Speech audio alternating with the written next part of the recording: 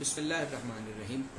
رابطہ انٹرنیٹ کی وجہ سے منقطع ہو گیا تھا، تو میں گزارش یہ کر رہا تھا کہ ہر قوم کے لیے ایک ہادی ضرور ہے، اور جو سلسلہ امامت شروع ہوا رسول اکرم صلی اللہ علیہ وآلہ وسلم کے بعد، امیر کائنات علی امیر المومنین علی ابن ابی طالب علیہ السلام اسی سلسلہ امامت کے پہلے تاجدار ہیں، اور 12ویں تاجدار ہمارے زمانے کے امام ولی العصر شہنشاہ بقیت اللہ العظم امام زمانہ علیہ السلام۔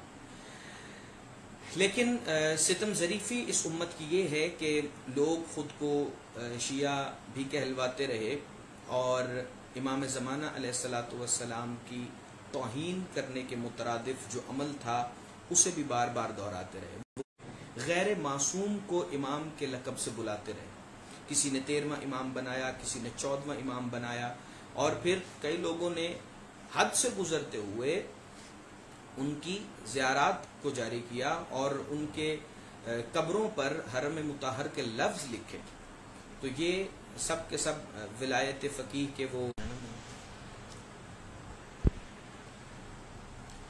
تو جب امام زمانہ کی موجودگی میں کسی غیر معصوم کو امام کہا گیا، تو پھر مرکز ولایت علی پاکستان نے یہ آواز اٹھائی کہ ہم جیسے لا الہ الا اللہ کے ساتھ کسی اور کو شریک کیا جائے تو وہ شرک ہوتا ہے، جیسے نبی اکرم کی موجودگی میں کسی اور کو نبی کہا جائے تو وہ قادنیت کے زمرے میں آتا ہے، اسی طرح جب امام زمانہ علیہ السلام کی موجودگی میں کسی اور کو امام کہا جائے گا تو وہ بھی شرک فی الامامت ہوگا، وہ بھی امامت کے ساتھ شرک ہوگا۔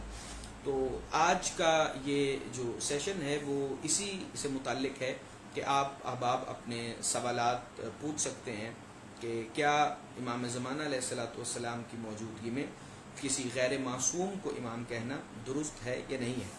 اور صرف امام نہیں بلکہ جتنے بھی معصومین کے القابات اس وقت مولویوں کے ساتھ استعمال کیے جا رہے ہیں وہ سب معصومین ہی کے فرامین سے کھلا تضاد۔ معصومین نے خود یہ بارہا مرتبہ فرمایا ہے کہ ہمارے کہ امامت کیا ہے، تاکہ لوگوں کو پتہ چلے کہ وہ جس کو امام سمجھتے ہیں وہ قرآن اور حدیث کی روح سے امام نہیں ہے۔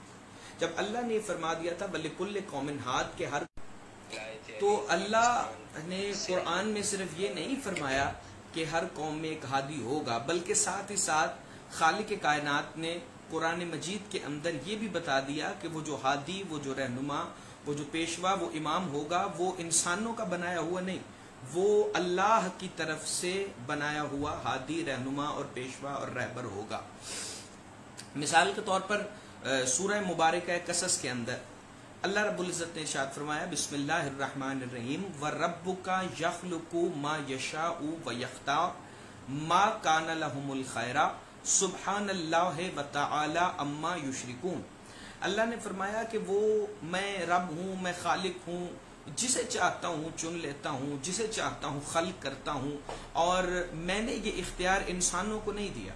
اور جو کسی کو خود سے امام چنتے ہیں تو اللہ فرماتا ہے سبحان اللہ وتعالی عما یشرکون، تو اللہ اس شرک سے بری ہے، وہ پاک ہے، وہ سبحان ہے کہ اس کے ساتھ یہ شرک کیا جائے۔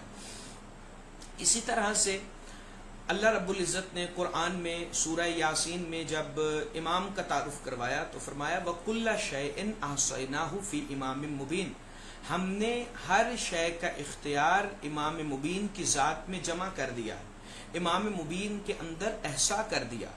جب صحابہ کرام نے پوچھا یا رسول اللہ یہ امام مبین کون ہے کہ جس کے اندر ہر قسم کے اختیار کو خالق کائنات نے جمع کر دیا ہے، تو رسول کائنات سے جب صحابہ پوچھ رہے تھے تو ایک بندے نے اٹھ کے پوچھا کیا اس سے مراد توریت ہے؟ فرمایا لا واللہ، اللہ کی قسم بالکل بھی نہیں۔ فرمایا اس سے مراد زبور ہے؟ فرمایا نہیں۔ کیا اس سے مراد انجیل ہے؟ کہا نہیں۔ کیا اس سے مراد قرآن ہے؟ رسول نے فرمایا بالکل بھی نہیں۔ تو کہا یا رسول اللہ یہ امام مبین کون ہے؟ کہا مسجد کے دروازے کی طرف دیکھو۔ اب جو ہی صحابہ نے مڑ کے دیکھا تو علی امیر المومنین مسجد کے دروازے سے داخل ہو رہے تھے، تو رسول نے فرمایا وہ دیکھو وہ علی ہے جو امام ہے، جسے اللہ نے قرآن میں امام مبین کہا ہے۔ تو جسے اللہ امام مبین کہے وہ ہے ذات علی ابن ابی طالب، اور پھر مولا علی امیر المومنین کے بعد مولا حسن، پھر مولا حسین، پھر مولا سید سجاد زین العابدین، پھر مولا امام محمد باقر، پھر مولا امام جعفر صادق، پھر مولا امام موسیٰ کاظم، پھر مولا امام رضا، پھر مولا امام محمد تقی الجواد، پھر مولا امام علیہ الصلوۃ والسلام، پھر مہان امام الانس والجان، وہ کہ جو ہمارے زمانے کے امام ہیں، کہ جس کی وجہ سے ہم سانس لیتے ہیں، جن کا صدقہ ہم رزق کھاتے ہیں، جن کا صدقہ ہم سانس لیتے ہیں، جن کا صدقہ ہم لباس پہنتے ہیں، وہ تو ولی العصر شہنشاہ کے ہوتے ہوئے جو بھی کسی کو امام کہے گا، ہم ہر اس طاغوت سے ٹکرائیں گے کہ جو آل محمد کی مخالفت کرے گا، جو سرکار قائم آل محمد کی مخالفت کرے گا۔ اب مثال کے طور پہ چلیے، جب تک چونکہ سوال میں خود ہی دیکھ رہا ہوں، ہمارے ہوسٹ یہاں موجود نہیں ہے، سوال میں ساتھ ساتھ خود ہی دیکھوں گا، اگر کوئی سوال ہوگا، ورنہ میں اپنی گفتگو کو جاری رکھوں گا۔ سوال آپ لوگ ساتھ ساتھ کر سکتے ہیں، جس کے دل میں جو بھی سوال آئے، چونکہ ہم ان شہنشاہوں کے ماننے والے ہیں کہ جنہوں نے ہر کسی کے سوال کا جواب دیا ہے، اور سوال کا جواب دینا میرے بس کی بات نہیں، بلکہ عطائے سرکار صادق العطرت ہے، چونکہ مولا نے فرمایا کہ جب ہمارے متعلق کوئی بھی بات ہو تو تم اپنی زبان کو کھولو، اس پر جواب جاری کرنا ہماری ذمہ داری ہے۔ اور اگر بات صرف لفظ امام تک رک جاتی تو پھر بھی اور تھا، جو القابات معصومین تھے وہ انہوں نے غیر معصوم کے ساتھ لگائے۔ مثال کے طور پر ایک لقب ہے جو ہر چھوٹے بڑے مولوی کے ساتھ لگایا جاتا ہے، کسی کو آیت اللہ کہا جاتا ہے، کسی کو آیت اللہ العظمیٰ کہا جاتا ہے۔ تو میں اس کی دلیل بھی آپ کو معصومین کے فرمان سے دے دوں، بلکہ میں آپ کو ایک دو کتابیں دکھا دوں۔ یہ کتاب ہے سماع حضرت مہدی در قرآن، یہ علامہ ہاشم بہرانی کی کتاب ہے، یہ فارسی میں ہے اور عربی میں بھی موجود ہے، یہ خود میں نے ایران سے ہی لی تھی۔ تو اس کتاب کے اندر ایک بڑا زبردست فکرہ لکھا ہے جو میرے مولا صادق العطرت شہنشاہ نے اپنے جد امیر کائنات کے حرم اقدس پر جا کے سلام کیا، اور میرے مولا صادق فرماتے ہیں السلام علیکہ یا آیت اللہ العظمیٰ، یعنی مولا فرما رہے میرا سلام ہے اس پر جو اللہ کی آیت عظمیٰ ہے، یعنی مولا صادق امیر کائنات کو آیت اللہ العظمیٰ کہہ رہے ہیں، اور آج کے مولوی کا دماغ خراب ہے جو 4 کتابیں پڑھ کر اپنے ساتھ آیت اللہ العظمیٰ لگا رہا ہے۔ میں یہ حوالہ بلکہ اسکرین پہ بھی مومنین کے لیے دکھا دیتا ہوں، اور اس کا اسکرین شاٹ بھی جسے چاہیے ہو وہ جو پیج کے ایڈمن ہے افتخار سومرو صاحب، وہ ان سے رابطہ کرے تو اس کا اسکرین شاٹ بھی اسے مل سکتا ہے ایک۔ اور دوسری کتاب بھی جو ہے وہ مشہد مقدس سے چھپی ہے، اس کتاب کا نام ہے محسن بن فاطمہ۔ اس کتاب کے اندر جناب سیدہ کے مختلف القابات ہیں، اور اسی کے اندر 2 القابات تحریر ہیں، ایک ہے آیت اللہ اور ایک ہے آیت اللہ العظمیٰ۔ یعنی یہ دیکھیے کہ جناب سیدہ کا اس میں معلّہ ہے آیت اللہ اور آیت اللہ العظمیٰ۔ تو اب آپ خود فیصلہ کیجئے کہ جو معصومین کے القابات کو چوری کر کے اپنے مولویوں کے ساتھ لگائے تو پھر اس کا انجام کیا ہے۔ اور جو بندہ شیعہ ہے، جو علی ولی اللہ پڑھتا ہے، چاہے اس کا تعلق کسی بھی جماعت سے ہو، چاہے وہ کسی کو بھی اپنا لیڈر مانتا ہو، چاہے وہ کسی کو بھی اپنا رہبر مانتا ہو، بس اتنی سی بات ذرا ذہن میں رکھے کہ معصومین کے القابات کو چوری کر کے اپنے ساتھ لگانے والا کیا غاصب حق کے معصومین نہیں؟ تو جو امیر کائنات کے حق کا غاصب تھا، آپ 1400 سال سے اس کی تو مخالفت کریں، جو سیدہ کے حق کا غاصب تھا آپ 1400 سال سے ان پر تبرہ کریں، تو اب جو آپ کی شیعت کے لبادے پہن کر ہی ان کے حقوق کے غاصب بن رہے ہیں، تو ان کے بارے میں پھر اس شیعہ عوام کا فیصلہ کیا ہے؟ ان علی ولی اللہ پڑھنے والوں کی سوچ ان کے متعلق کیا ہے؟ ذرا اس کا جواب دیجئے، چونکہ میں لائیو سیشن میں منتظر ہوں۔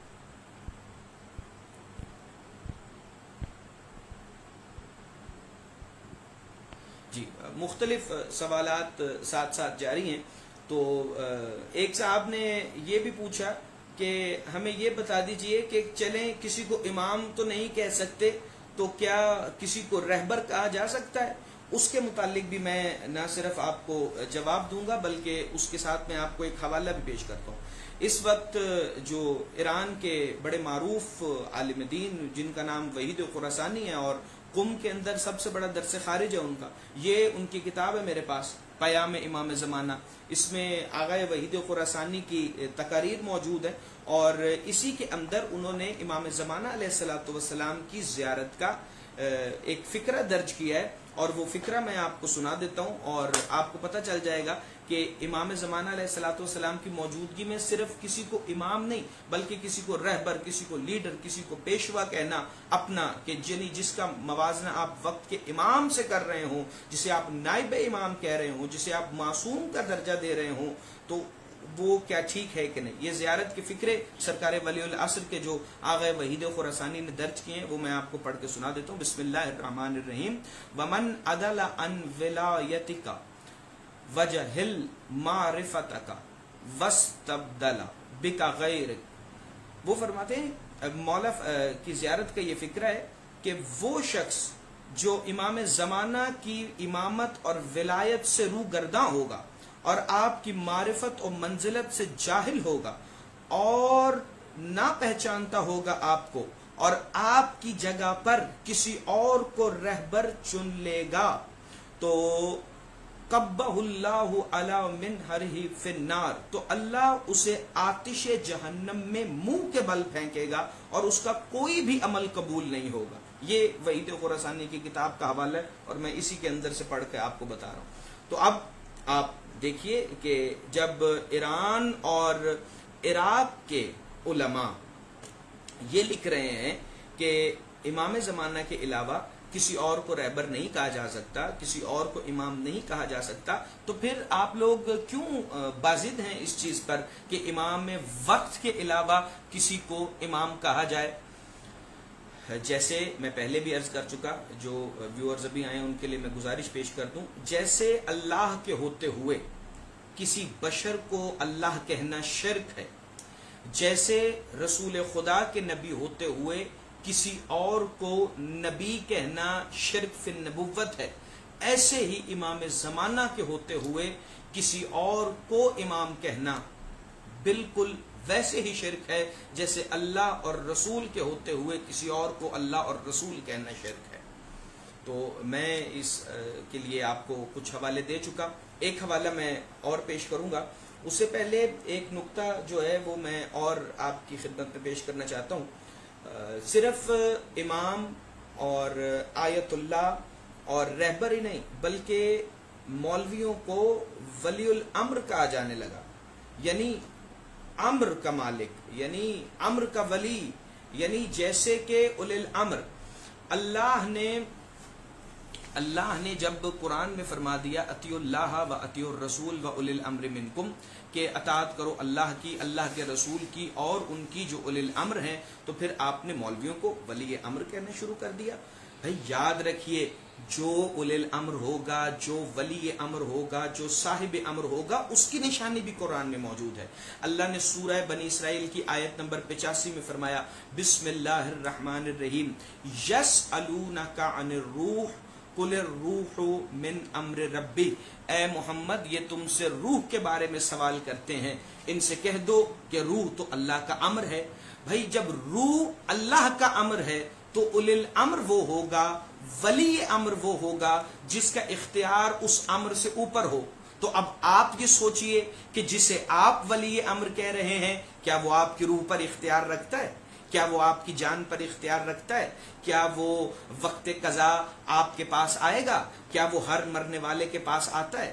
ہم جسے ولی امر مانتے ہیں وہ ایک نہیں، وہ 12 ولی امر ہیں، اور وہ 12 کے 12 رسول خدا کے ہمراہ اس وقت آتے ہیں جب علی ولی اللہ پڑھنے والا، محب اہل بیت، عاشق ولایت علی ابن ابی طالب دنیا سے جانے لگتا ہے۔ اور یہ بات بھی میں نے حوالے کے بغیر نہیں کی، کتاب میرے پاس موجود ہے اور کتاب چھپی بھی کربلا سے ہے، اور آقا حسین کے جو حرم ہے اس کی طرف سے اس کی تشریح لکھی گئی، اور اسی طرف سے چھپی کنز المطالب والبحر المناقب، سید ولی بن نعمت اللہ حسینی الحائری کی کتاب ہے، اور اس کے اندر بھی وہ تمام فکرے موجود ہیں جو میں نے پچھلے 1.5 منٹ میں آپ کے سامنے پڑھے، کہ جب کوئی محب اہل بیت جاتا ہے تو رسول خدا اپنے 12 جانشینوں کے ہمراہ تشریف لاتے، اور پھر ملک الموت سے کہتے ہیں کہ ملک الموت اس کی روح اس طرح سے قبض کرنا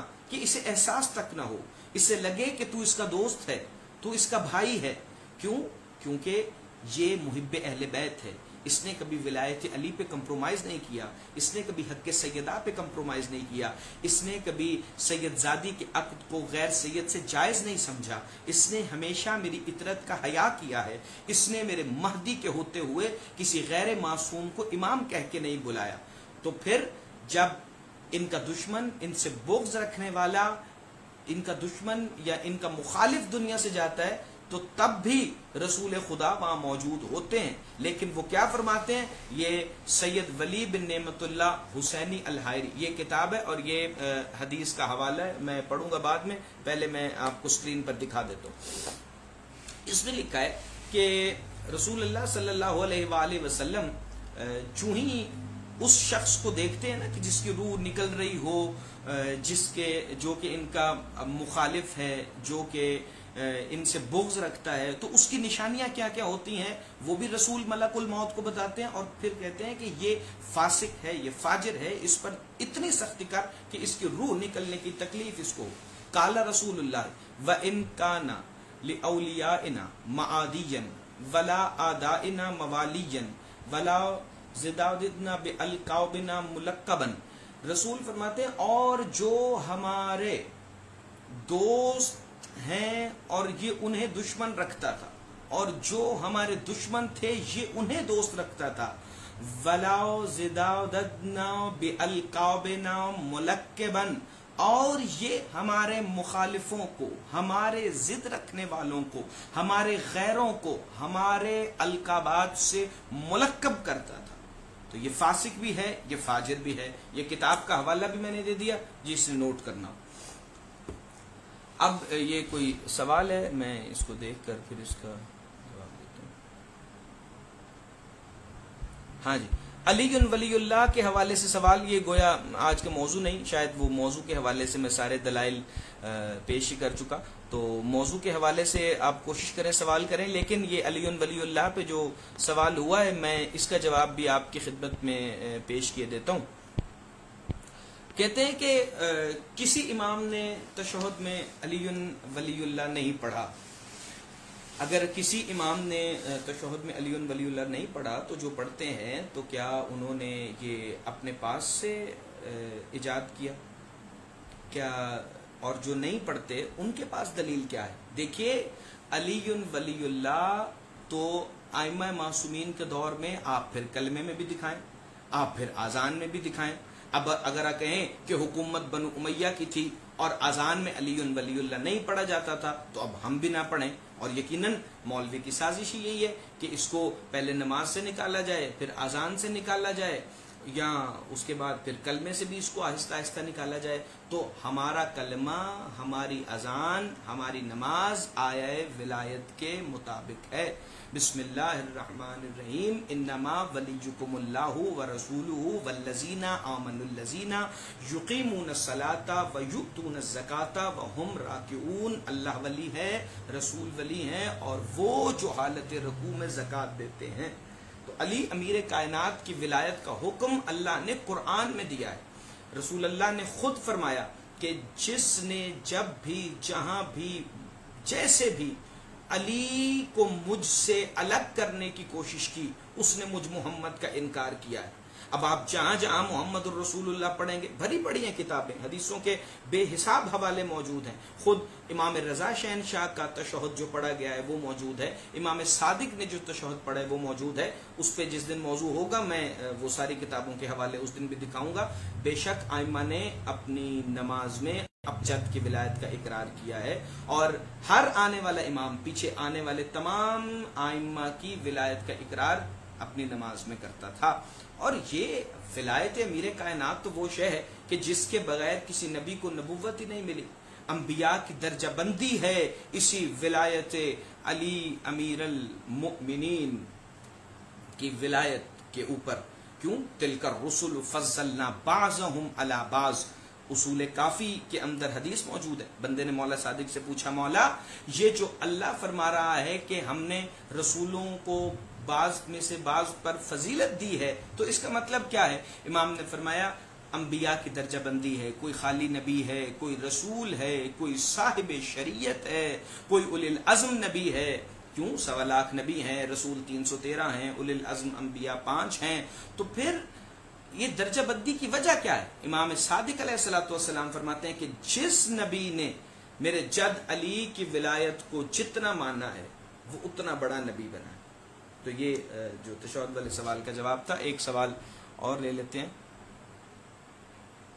فقط امام یا منصوص من اللہ امام کہنا شرک ہے؟ جی عبداللہ صدیقی صاحب، یہ آپ نے سوال کیا ہے اور یہ بڑا اچھا سوال ہے. میں اس کا جواب دیتا ہوں. دیکھیے جو لفظ امام ہے نا، وہ برادران اہل سنت کے نزدیک وہ ہر کسی کو امام کہتے ہیں. جو فجر کی نماز الگ پڑھائے وہ بھی امام، جو دوپہر کے وقت میں اپنی جوتیاں گانٹھنے کی دکان پر کام کرے اور پھر اٹھ کے وضو کر کے کوئی بھی ایرا غیرہ نماز پڑھانا شروع کر دے تو وہ ان کا امام ہو جاتا ہے. لیکن مکتب شیعہ اثنا عشری میں، فقہ امام جعفر صادق میں، مذہب اہل بیت میں ہر ایرا غیرہ امام نہیں کہلوا سکتا. لفظ امام یا منصوص من اللہ، اور میں نے پہلے قرآن کی آیت پڑھی، امام صرف ہوتا ہی منصوص من اللہ ہے. اللہ نے خود سورہ قصص میں فرمایا وَيَخْلُقُ مَا يَشَاءُ وَيَخْتَارُ، میں جسے چاہتا ہوں خلق کرتا ہوں اور جسے چاہتا ہوں چن لیتا ہوں. اور میں نے یہ انسانوں کو اختیار نہیں دیا. سبحان اللہ وتعالی عما یشرکون. جو اپنی مرضی سے امام چنے گا وہ اللہ کے اختیار میں شرک کرنے کی کوشش کرے گا. اسی لیے تو جس کو اللہ نے امام بنایا ہے وہ غدیر کے منبر پر آیتوں سے امام بنا ہے، اور جسے بندوں نے امام بنایا ہے وہ سقیفے کے حجرے میں روایتوں سے امام بنا ہے. تو امام ہوتا ہی منصوص من اللہ ہے. اللہ نے انسانوں کو اپنا امام بنانے کا اختیار نہیں دیا. اگلا سوال اگر کوئی ہے تو وہ آپ کیجئے.